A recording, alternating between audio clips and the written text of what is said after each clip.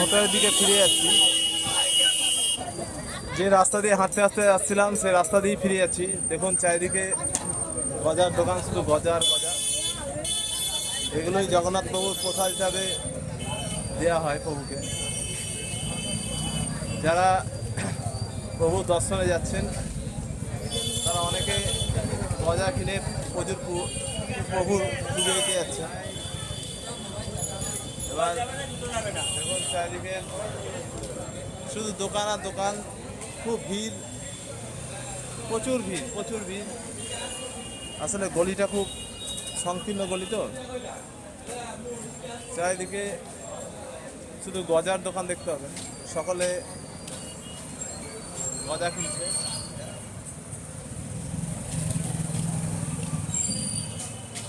সকলে দেখুন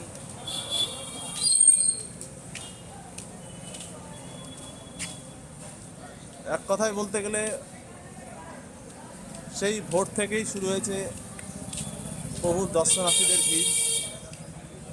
সকলে শুধু জগন্নাথ দেবকে দর্শনের জন্য আকুল আগ্রহে ব্যস্ত। প্রচুর ভিড়, লাইন বেঁধে সব আসছে জগন্নাথ দেবের দর্শনের জন্য সকলে।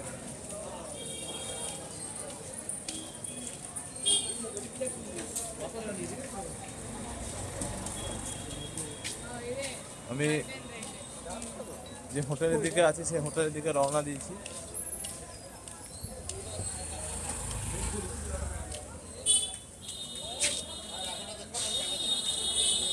চারিদিকে ভিড়।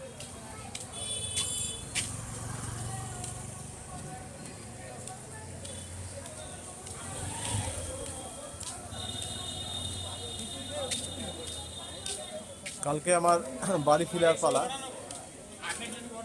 আজকে পারলে আপনাদেরকে রাত্রে একবার পুরীর বিচের ঘাটটা দর্শন করাবো। সন্ধ্যেবেলায় চারিদিকে কি অপরূপ সুন্দর লাগে পুরীর বিচটাকে দেখাবো। আজকে এই পর্যন্তই।